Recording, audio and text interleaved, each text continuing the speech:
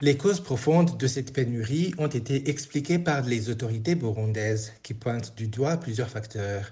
Selon les explications officielles, la pénurie des boissons de la Braroudi est en partie due à des problèmes d'approvisionnement en matières premières, notamment le sucre et la malt.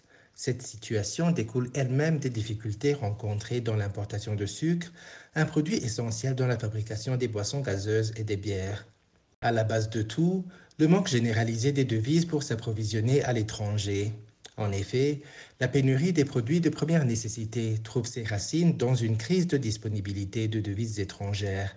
Cette situation entrave gravement les importations de biens essentiels tels que les denrées alimentaires et les produits de première nécessité. La rareté des devises étrangères limite la capacité du pays à acheter des produits sur les marchés internationaux, ce qui conduit à des ruptures d'approvisionnement sur le marché intérieur.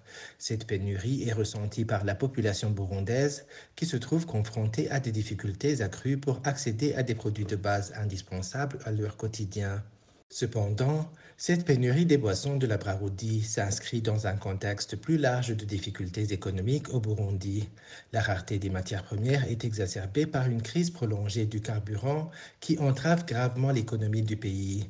Les files d'attente interminables aux stations-service sont devenues monnaie courante, tandis que les entreprises luttent pour maintenir leurs opérations à flot dans un environnement marqué par l'instabilité.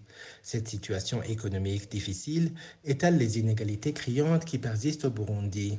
Alors que certains individus et entreprises prospèrent, certains hauts dirigeants du parti CNDD-FDD ou leurs acolytes au Burundi sont souvent décrits comme étant plus riches que le gouvernement lui-même. Cette disparité économique criante entre les élites politiques et une grande partie de la population burundaise soulève des préoccupations quant à l'équité et à la distribution des richesses dans le pays, comme le dénoncent certaines organisations locales.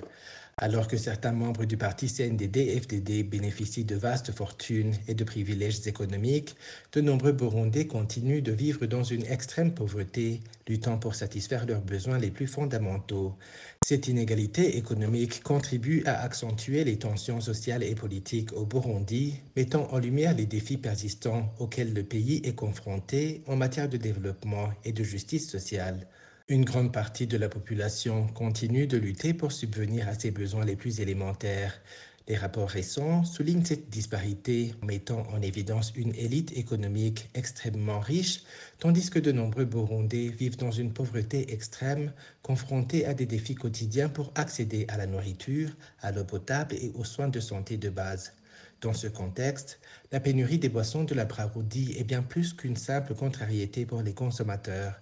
Elle révèle les profondes fissures qui traversent l'économie et la société burundaise et rappelle la nécessité d'actions concertées pour remédier aux inégalités persistantes et pour assurer un avenir plus stable et prospère pour tous les citoyens du pays.